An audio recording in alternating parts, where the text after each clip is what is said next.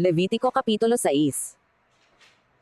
At sinalita ng Panginoon kay Moises, na sinasabi, kung ang sino man ay magkasala, at sumuway sa Panginoon, na magbulaan sa kanyang kapwa tungkol sa isang habilin, o sa isang sanla, o sa nakaw, o pumigote sa kanyang kapwa, o nakasumpong ng nawala, at ipagkaila at sumumpa ng kasinungalingan, sa alinman sa lahat ng ito na ginawa ng tao ng pinagkakasalahan, ay mangyayari nga, na kung siya'y nagkasala at naging salarin, na isasauli niya ang ninakaw, o ang nakuha sa pagpighati, o ang habiling inihabilin sa kanya, o ang bagay na nawala sa kanyang nasumpungan, o anumang bagay na kanyang sinumpaan ng kabulaanan, na isasauli niyang buo, at daragdagan pa niya ng ikalimang bahagi ni yaon, sa may-aring ibibigay niya sa araw na pagkasumpong sa kanya na siya'y may kasalanan.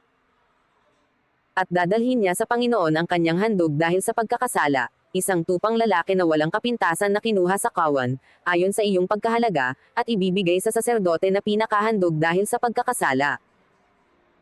At itutubo sa kanya ng saserdote sa harap ng Panginoon, at siya'y patatawarin tungkol sa alinmang kanyang nagawa, na kanyang pinagkasalahan.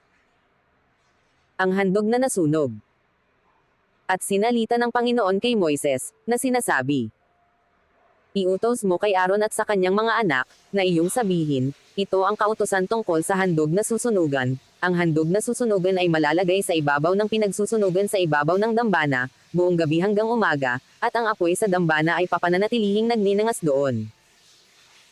At isusuot ng saserdote ang kanyang kasuotang lino, at ang kanyang mga salawal na kayong lino at itatakip niya sa kanyang katawan, at dadamputin niya ang mga abo ng handog na susunugan na sinunog sa apoy sa ibabaw ng dambana, at ilalagay niya sa tabi ng dambana. At maghuhubad siya ng kanyang mga suot, at magbibihis ng ibang mga kasuotan, at ilalabas ang mga abo sa labas ng kampamento sa isang dakong malinis. At ang apoy sa ibabaw ng dambana ay papananatilihing nagninangas doon, hindi papatayin, at ang saserdote ay magsusunog ng kahoy sa ibabaw ni yaon tuwing umaga, at aayusin niya sa ibabaw ni yaon ang handog na susunugan, at susunugan sa ibabaw ni yaon ang taba ng mga handog tungkol sa kapayapaan. Ang apoy ay papananatilihing nagninangas sa ibabaw ng dambana, hindi papatayin. Ang handog na pagkain. At ito ang kautusan tungkol sa handog na harina, ihahandog ng mga anak ni Aaron sa harap ng Panginoon, sa harap ng dambana. At kukuha siya ni yaon ng kanyang dakot, ng mainam na harina sa handog na harina, at ng langis ni yaon, at ng lahat na kamangyan, na nasa ibabaw ng handog na harina, at kanyang susunugan sa ibabaw ng dambana, na pinakamasarap na amoy, na alaala ni yaon sa Panginoon. At ang labis sa handog ay kakanin ni Aaron at ng kanyang mga anak, walang lebadurang kakanin sa dakong banal, sa looban ng tabernakulo ng kapisanan kakanin nila. Hindi lulutuing may lebadura, aking ibinigay sa kanilang pinakabahagi nila, sa mga handog sa akin na pinaraan sa apoy, kabanal-banalang bagay nga, na gaya ng handog dahil sa kasalanan, at gaya ng handog dahil sa pagkakasala. Bawat lalaki sa mga anak ni Aaron ay kakain ni yaon na pinakabahagi nila magpakailanman, sa buong panahon ng inyong lahi, sa mga handog sa Panginoon na pinaraan sa apoy, sino mang humipo ng mga iyan ay magiging banal.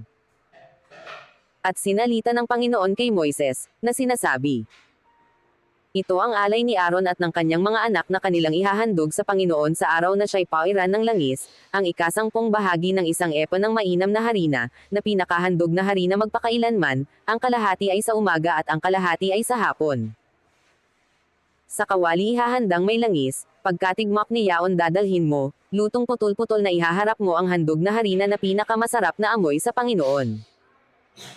At ang saserdoteng pinahiran ng langis na mahahalili sa kanya, na mula sa gitna ng kanyang mga anak ay maghahandog ni yaon, ayon sa palatuntunang walang hanggan ay susunuging lahat sa Panginoon. At bawat handog na harina ng saserdote ay susunuging lahat, hindi kakanin. Ang alay para sa kasalanan.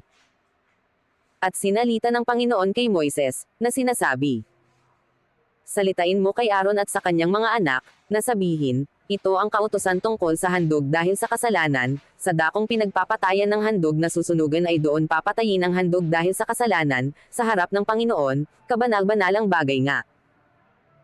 Ang saserdoteng maghandog ni yaon dahil sa kasalanan ay kakain ni yaon, sa dakong banal kakanin, sa looban ng tabernakulo ng kapisanan. Anumang humipon ng laman ni yaon ay magiging banal, at pagka pumilansik ang dugo sa alinmang damit, ay lalaban mo yaong napilansikan sa dakong banal. Datapwat ang sisidlang lupa na pinaglutuan ay babasagin, at kung niluto sa sisidlang tanso ay lilinisin at babanlawan ng tubig. Bawat lalaki sa mga saserdote ay kakain ni yaon, bagay ng kabanal-banalan.